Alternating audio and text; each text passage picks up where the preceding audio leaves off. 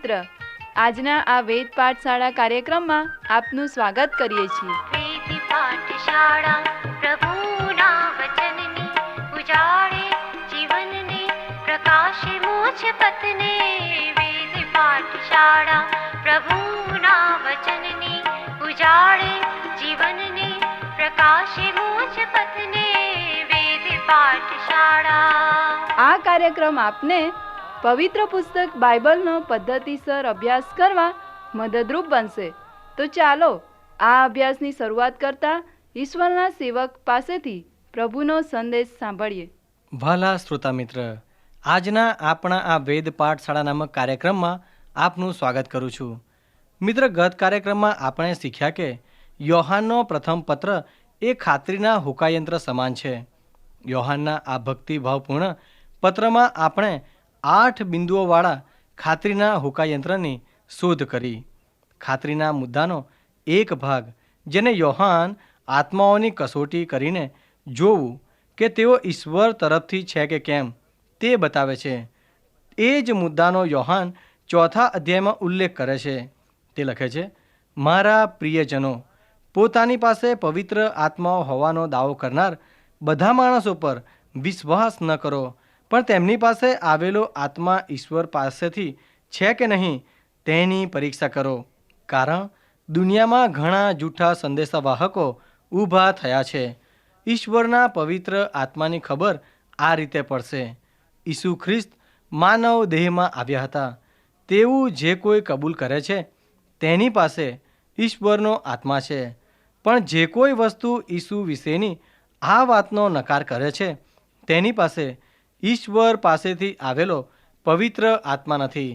જ્યારે આપણે ખાતરીના આધારની શોધ કરવા યોહાનના પ્રથમ પત્રનું સર્વેક્ષણ ચાલુ રાખી રહ્યા છીએ, ત્યારે આપણે કેવી રીતે જાણી શકીએ કે આપણે બચાવ પામ્યા છીએ? કેવી રીતે આપણે જાણી શકીએ કે આપણી પાસે સાર્વકાલિક જીવન છે? પ્રિય મિત્ર, ખાતરીના આ આખા પત્રમાં યોહાન આપણે કેવી રીતે જાણી શકીએ છીએ કે આપણને ખબર છે કે આપણી પાસે તારણ છે અને સાર્વકાલિક જીવન છે. 4થા અધ્યાયની શરૂઆતમાં આપણે કેવી રીતે આત્માઓની પરીક્ષા કરી શકીએ તે સંબંધી જણાવે છે. આત્માઓની પરીક્ષા કરવાનું યોહાન આપણને ઉત્તેજન આપે છે. દરેક બાબતો જે આત્મિક છે તે પવિત્ર આત્માથી નથી. કોઈકે કહ્યું છે કે માણસના સ્વપ્નમાંય ન આવી હોય એવી ઘણી બાબતો આકાશ અને પૃથ્વીની વચ્ચે છે. એમાંય આત્મિક દુનિયામાં તો ખાસ. આત્મિક દુનિયામાં સારા આત્માઓ પણ છે અને દુષ્ટ આત્માઓ પણ છે. પ્રેરિત યોહાને આપણને બંને પ્રકારના આત્માઓ વચ્ચેનો તફાવત જાણવા આત્માઓની પરીક્ષા કરવાનું ઉત્તેજન આપ્યું છે. અહીં આપણે ફરી એકવાર વિશ્વાસીઓ મધ્યની સંગતના સિદ્ધાંતિક કે ઈશ્વર વિદ્યાને લગતા વિષયમાં આવી રહ્યા છીએ, કારણ કે આત્મિક કબૂલાત તો સિદ્ધાંતિક પરીક્ષા છે જેના દ્વારા આપણે આત્માઓની પરીક્ષા કરવાની છે. ઈસુ ખ્રિસ્ત માનવ દેહમાં આવ્યા હતા. તેવું જે કોઈ કબૂલ કરે છે તેની પાસે ઈશ્વરનો આત્મા છે. કોઈ આત્મા કેવી રીતે માનવ દેહમાં કંઈ પણ કબૂલ કરી શકે? યોહાન જે કહેવા માગે છે તે એ છે કે દરેક સ્ત્રી અને પુરુષ તેમના આત્મામાં અને દેહમાં કબૂલ કરે છે કે ઈસુ ખ્રિસ્ત માનવ દેહમાં આવ્યા. તે ઈશ્વર તરફથી છે. કોરિન્થીયોને લખેલા બીજા પત્રમાં સંત પાઉલ આપણને જણાવે છે કે દુનિયાના ભૌતિક અને અનાજ્ઞાંકિત લોકોને આપણા નાશવંત દેહમાં સુવાર્તા જોવાનો અધિકાર છે. જ્યારે યોહાન દેહમાં આત્માની કબૂલાત વિશે વાત કરે છે ત્યારે તેનો એ જ મતલબ છે. હવે આ વિચારને સમજવા માટે આપણે યોહાનની સુવાર્તામાં પાછા જવું પડે. યોહાનની સુવાર્તાના 17મા અધ્યાયમાં ઈસુની પ્રાર્થના શું તમને યાદ છે? જેમાં ઈસુએ શિષ્યો અને મંડળી માટે પ્રભાવશાળી પ્રાર્થના અથવા તો ઉચ્ચ યજ્ઞકારી પ્રાર્થના કરી હતી.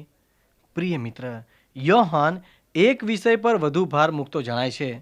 એકબીજાને પ્રેમ કરવા દ્વારા શિષ્યો દુનિયાને બતાવી શકે છે કે ઈશ્વર તેમના પર પ્રેમ રાખે છે અને ઈશ્વરે તેમના પર એટલો બધો પ્રેમ કર્યો કે તેમના તારણને માટે પોતાનો પુત્ર આ દુનિયામાં મોકલી આપ્યો. પ્રિય મિત્ર, બરાબર આ જ પ્રમાણે મંડળીની પ્રથમ પેઢીમાં થયું. જુઓ, તેઓ કેવો એકબીજા પર પ્રેમ રાખે છે. મંડળીના ઇતિહાસમાં એક જ વાર સંભળાયા કરતું હતું. મને આશ્ચર્ય થાય છે, આજે કેટલી વાર આ સાંભળવાનું મળે છે. એક પણ વાર નહીં. જ્યારે લોકો આપણને જુએ છે અને જે રીતે આપણા જીવનોનું નિરીક્ષણ કરે છે, ત્યારે મને આશ્ચર્ય થશે જો લોકો આવું કહેશે તો જુઓ, તેઓ કેવો એકબીજા પર પ્રેમ રાખે છે. આપણા વિશે લોકો આવું કહી શકતા હોવા જોઈએ. યોહાન આપણને જણાવે છે કે એ જ રીત છે કે જેમાં આપણે ઈસુ ખ્રિસ્તને બતાવી શકીએ છીએ. ઈશ્વરે દુનિયા પર પ્રેમ કર્યો. તેમણે પોતાનો એકનો એક પુત્ર આપી દીધો, જેથી તેમના પર જે કોઈ વિશ્વાસ મૂકે તે સાર્વકાલિક મરણ ન પામે, પરંતુ સાર્વકાલિક જીવન પ્રાપ્ત કરે. આપણા આત્માઓએ આપણા દેહમાં ખ્રિસ્તના પ્રેમની કબૂલાત કરવી જોઈએ. એ રીતે 4થા અધ્યાયનો પરિચય આપ્યા બાદ યોહાન આપણને શા માટે એકબીજા પર પ્રેમ રાખવો જોઈએ તેના 10 કારણો આપે છે. યોહાન જણાવે છે કે આપણે આપણા દેહમાં અને આપણા આત્મામાં ખ્રિસ્તનો આત્મા, જે પ્રેમનો આત્મા છે, તેની કબૂલાત કરવી અત્યંત આવશ્યક છે. ત્યારબાદ યોહાન આપણને જણાવે છે કે આપણા મર્ત્ય દેહમાં ખ્રિસ્તનો પ્રેમાળ આત્મા હોવો એ આપણા ખાતરીના હુકાયંત્રમાં વધુ એક બિંદુ ઉમેરે છે. અને 4થા અધ્યાયમાં જ્યારે પ્રેમનો પ્રેરિત શા માટે આપણે એકબીજાને પ્રેમ કરવો જોઈએ તેના 10 કારણો આપે છે, ત્યારે તે બાઇબલમાં એ દ્વારા પ્રેમનો અધ્યાય આપે છે. યોહાન આપણને જણાવે છે, સૌપ્રથમ 7મી કલમમાં આપણે એકબીજા પર પ્રેમ કરવો જોઈએ, કારણ કે પ્રેમ ઈશ્વર તરફથી આવે છે. સાચો અને દૈવી પ્રેમ તો ઈશ્વર તરફથી આવે છે. સાચા પ્રેમનું ઉદ્ભવ સ્થાન ઈશ્વર પોતે જ છે. માટે યોહાન આપણને કહે છે, વિશ્વાસીઓ તમારે પ્રેમ કરવો જોઈએ. જો તમારે ઈસુ ખ્રિસ્તના બધા શિષ્યોને દુનિયાભરમાંથી શોધી મારી નાખવા હોય તો તમે કેવી રીતે જાણશો કે કોને મારવા અને કોને ન મારવા? યોહાનના કહેવા પ્રમાણે ખરેખર તમે આ રીતે જાણી શકો. કોરિન્થીયોને લખેલા પહેલા પત્રના 13મા અધ્યાયમાં સંત પાઉલે વર્ણવેલા પ્રેમ જેવો સાચો અને દિવ્ય પ્રેમ જેવો એકબીજા પર કરતા હોય તેવો બધાને તમે મારી નાખો, કારણ કે તેવો પ્રેમ માત્ર ઈશ્વર તરફથી જ આવે છે. માટે એ રીતે પ્રેમ કરનારાઓ ઈશ્વરના બાળકો છે. શા માટે એકબીજા પર પ્રેમ કરવો તેનું ત્રીજું કારણ યોહાન 4થા અધ્યાયની 8મી કલમમાં જણાવે છે. આપણે પ્રેમ કરવો જોઈએ કારણ ઈશ્વર પ્રેમ છે. પ્રેમ ઈશ્વરની વ્યાખ્યા છે.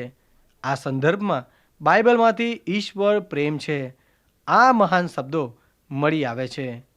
પ્રિય મિત્ર, ઈશ્વર પ્રેમ છે, અને જો તમે ઈશ્વરના બાળક હોવાનો દાવો કરતા હોય તો તમારા મર્ત્ય દેહમાં ખ્રિસ્તના પ્રેમાળ આત્માને પ્રગટ કરવા દો.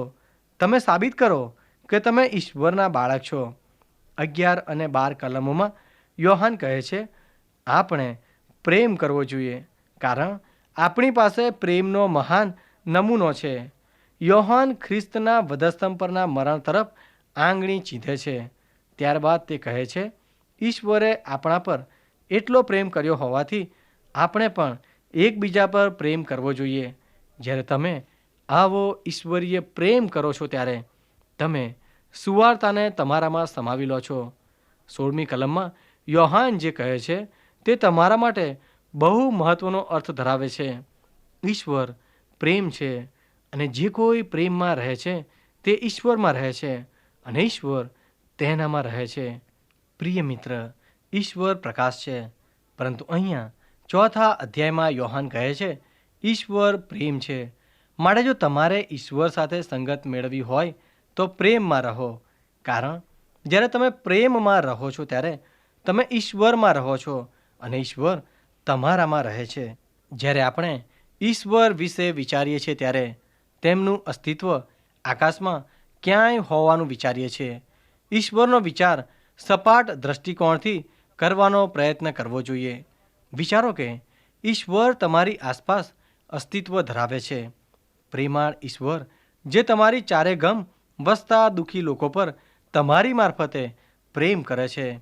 તમારા જીવન સાથે સ્પર્શતા લોકોને, દુઃખી લોકોને, ઈશ્વરીય પ્રેમથી પ્રેમ પામવા ઝંખતા લોકોને તે પ્રેમ કરે છે.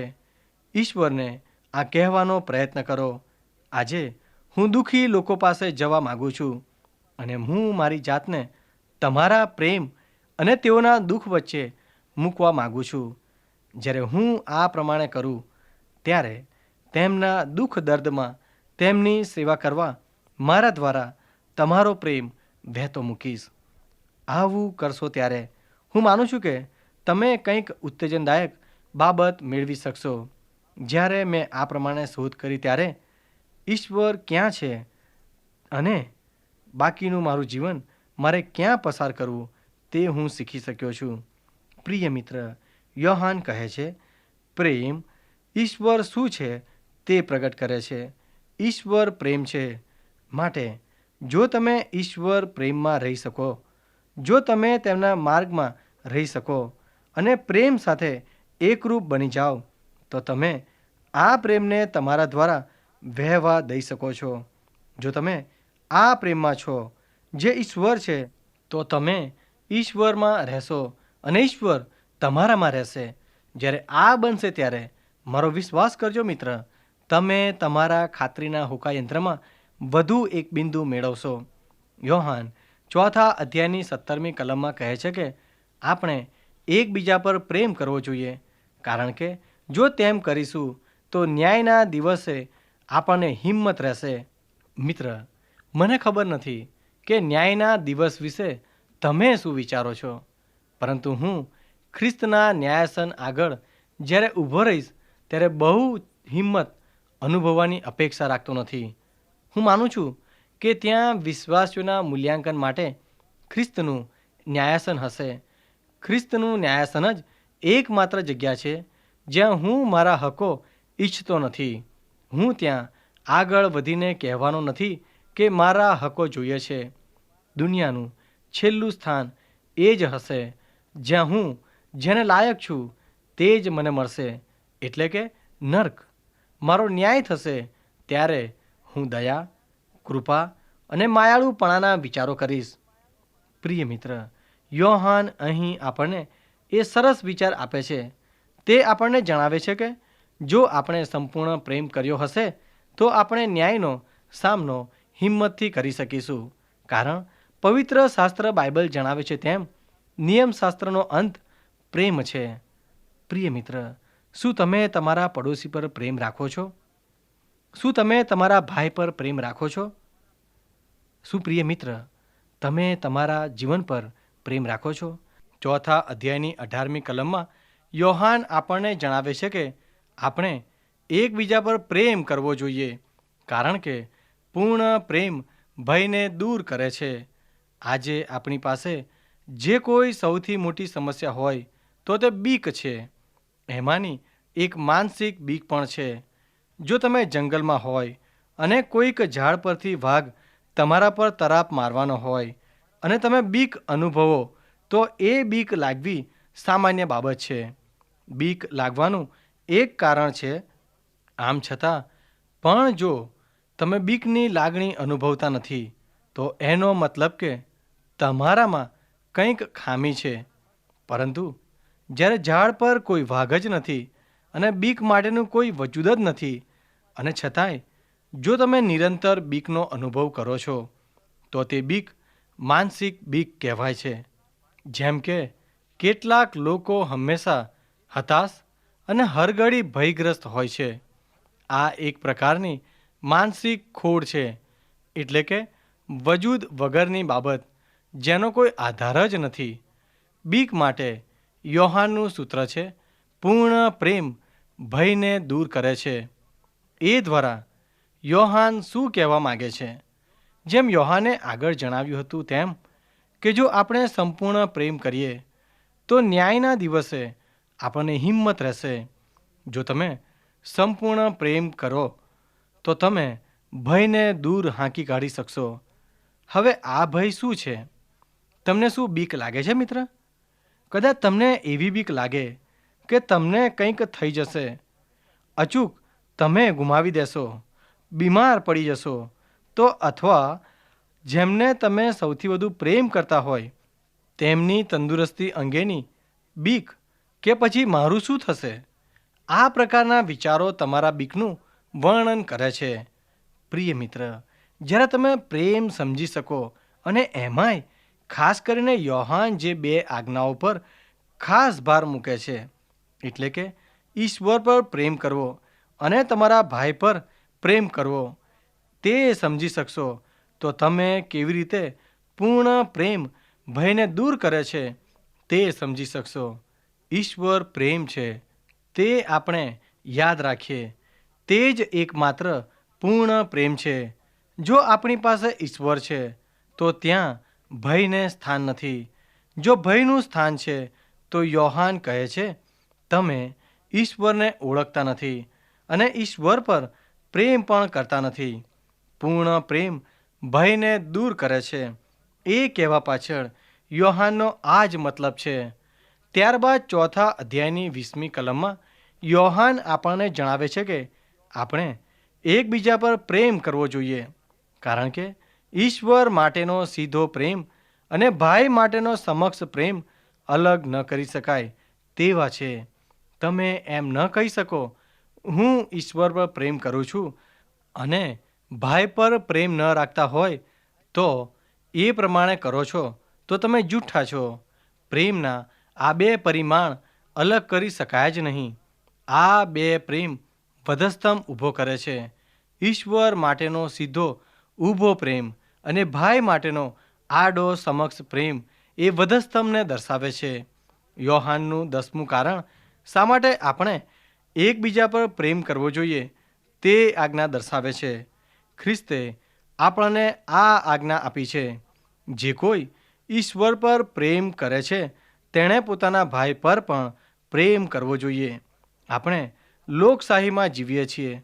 આપણે હુકમો પાળવા કે આજ્ઞાઓ સ્વીકારવા ટેવાયેલા નથી. આપણે સ્વતંત્ર સમાજમાં રહીએ છીએ. તેથી આ આજ્ઞા શબ્દ આપણને અટપટો લાગે છે. તેની માથાકૂટમાં આપણે પડતા નથી. જો આપણે રાજાશાહીમાં જીવતા હોય તો આ શબ્દની કદાચ આપણને વધારે સમજણ પડી હોત. શા માટે આપણે એકબીજા પર પ્રેમ કરવો તે માટેનું યોહાનનું 10મું કારણ એકમાત્ર કારણ છે જે યોહાનને આપણને આપ્યું છે. ઈસુએ આજ્ઞા આપી છે કે આપણે એકબીજા પર પ્રેમ કરવો જોઈએ. પ્રિય મિત્ર, જ્યારે તમે 5મો અધ્યાય વાંચશો ત્યારે તમે જોશો કે યોહાન તેમાં તારણ વિષયક વધુ બાબતો આપણને જણાવે છે કે આપણે જાણી શકીએ કે આપણે આપણી પાસે તારણ છે કે કેમ. દાખલા તરીકે 5મા અધ્યાયમાં યોહાન આપણને જણાવે છે કે વિશ્વાસ એ આપણી ખાતરીની ચાવી છે. વિશ્વાસ એ દુનિયા પરનો વિજય છે. આપણા વિશ્વાસની મારફતે આપણે દુનિયા પર વિજય મેળવી શકીએ છીએ. અને જો તમારી પાસે આ વિજયી વિશ્વાસ છે તો તે તમારા ખાતરીના હોકાયંત્રનું એક બિંદુ છે. જો તમારી પાસે વિશ્વાસનું કૃપાદાન છે તો તે તમારી અંદર ઈશ્વરના વારસા સમાન છે. ભલે ગમે તેવી પરિસ્થિતિ આવી જાય કે અડચણો આવી જાય, પણ ઈશ્વરના વારસા સમાન એ વિશ્વાસ તમારી બાહ્ય દુનિયા પર હંમેશા વિજય મેળવશે. જ્યારે તમને ખબર પડશે કે તમારી પાસે આ દુનિયા પર વિજય મેળવનારો વિશ્વાસ છે, ત્યારે તે ચોક્કસ તમારા ખાતરીના હોકાયંત્રનું એક બિંદુ બની જશે.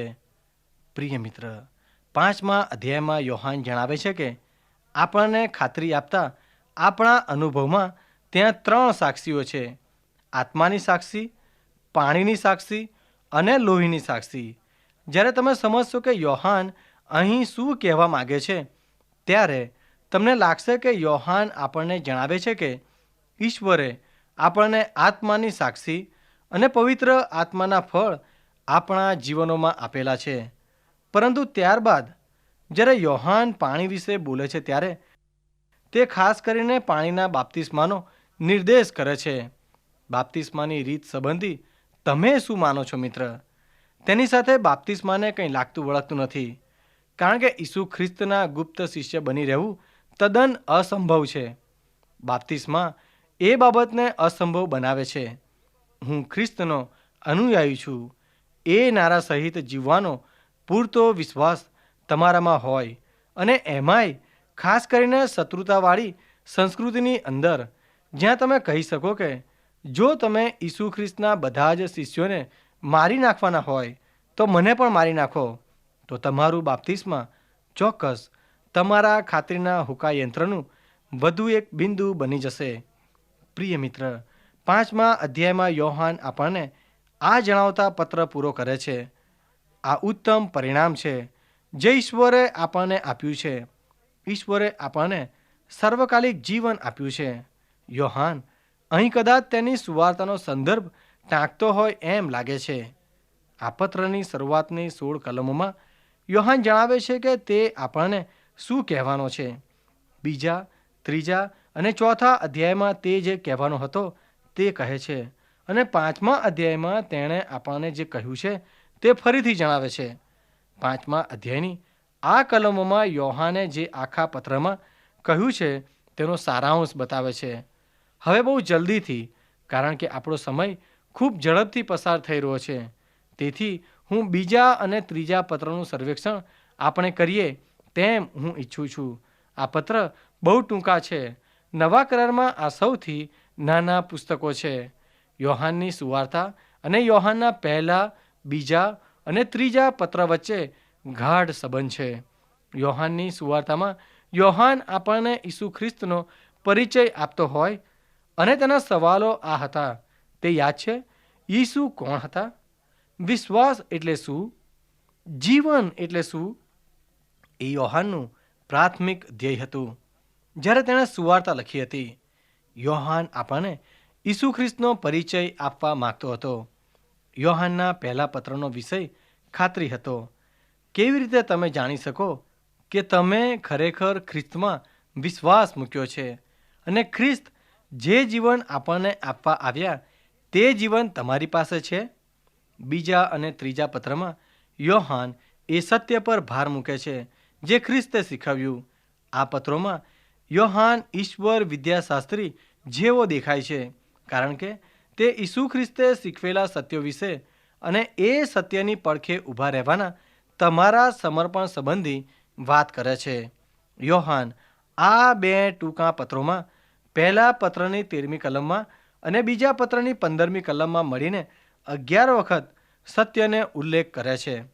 સંત પાઉલના લખાણોમાં જોયું તેમ હું શું વિશ્વાસ કરું છું તે જાણું છું, કહેવા કરતાં હું કોના પર વિશ્વાસ કરું છું તે જાણું છું. કહી શકીએ એટલા માટે સમર્થ બનવું વધારે મહત્ત્વનું છે. જ્યારે આપણા પર આપણે શું વિશ્વાસ કરીએ છીએ તેના જાણકાર હોવા બાબત પર વધુ ભાર અપાઈ રહ્યો છે. પ્રિય મિત્ર, યોહાનના પહેલા પત્રની ઝંખના તો એ હતી કે તમે કેવી રીતે જાણો કે તમને ખબર છે કે ઈસુ દ્વારા તમારી પાસે તારણ છે. તો પણ બીજા અને ત્રીજા પત્રમાં પ્રેમનો પ્રેરિત યોહાન તમે શું વિશ્વાસ કરો છો તે જાણવાની પ્રાથમિકતામાં ઈસુએ શીખવેલી બાબતો વિષયક વાત કરવાનો છે. પ્રેમનો આ પ્રેરિત ઈસુએ શીખવેલી વાતો ન શીખવનારા લોકો પર ઘણી સખતાઈથી વર્તે છે. પાખંડ અથવા ઈસુના શિક્ષણની વિરુદ્ધ આડાઈ મંડળીના ઇતિહાસમાં બહુ શરૂઆતથી જ આરંભાયેલા હતા, કારણ કે આ નાના પત્રોમાં તમે પ્રેમના સંતને આવું કહેતા સાંભળશો, જે કોઈ ઈસુ એ જ ખ્રિસ્ત છે એવો વિશ્વાસ કરતા નથી, જે કોઈ ખ્રિસ્તના શિક્ષણની મર્યાદામાં રહેતા નથી પણ તેની બહાર જાય છે, તેઓને તમે તમારા ઘરમાં આવકાર આપશો નહીં અને તેઓને શુભેચ્છા પણ પાઠવશો નહીં. તેઓની સાથે કોઈ પણ જાતનો વ્યવહાર રાખશો નહીં. યોહાન એવા ખોટા શિક્ષણને લઈને આવનાર પાખંડીઓ પર ઘણો સખત છે. યોહાન જ્યારે આ પત્ર લખે છે ત્યારે બીજો પત્ર પસંદ કરેલી બહેનને સંબોધીને લખે છે. જો તમે બાઇબલના લખાણોમાંના અક્ષરશઃ અવલોકન કરશો તો જણાશે કે આ એકમાત્ર પુસ્તક છે જે સ્ત્રીને સંબોધીને લખાયેલું છે. બાઇબલમાં એવા પણ પુસ્તકો છે જેના મથાળા સ્ત્રીઓના નામમાં છે, પરંતુ સ્ત્રીને ઉદ્દેશીને લખાયેલું આ એકમાત્ર પુસ્તક છે, યોહાનનો લખેલો બીજો પત્ર. સ્પષ્ટ રીતે યોહાનને આ પસંદ કરેલી બહેન તથા બીજા સાથી પાળકીય સંબંધો છે. આ લોકો સાથે યોહાનને કેવો પાળકીય સંબંધ હશે તેની આંતરસૂઝ તમે એમાંથી મેળવી શકશો. પ્રિય મિત્ર, મારો સમય પૂરો થાય છે. શું તમે ઈસુને જાણો છો? તેમણે શું શીખવ્યું તે શું તમે જાણો છો? શું તમે તેમનું અનુસરણ કરો છો? હું તમને તેમ કરવા આમંત્રણ આપું છું. તે પ્રેમ છે અને તમને સાર્વકાલિક પ્રેમ વડે પ્રેમ કરે છે. પ્રિય શ્રોતા મિત્રો, અમને ખાતરી છે કે આજનો આ કાર્યક્રમ આપને રસપ્રદ લાગ્યો હશે. જો આ કાર્યક્રમ આપ નિયમિત રીતે સાંભળશો તો તમારા અંગત જીવનને માટે તે ખૂબ જ લાભદાયી બનશે.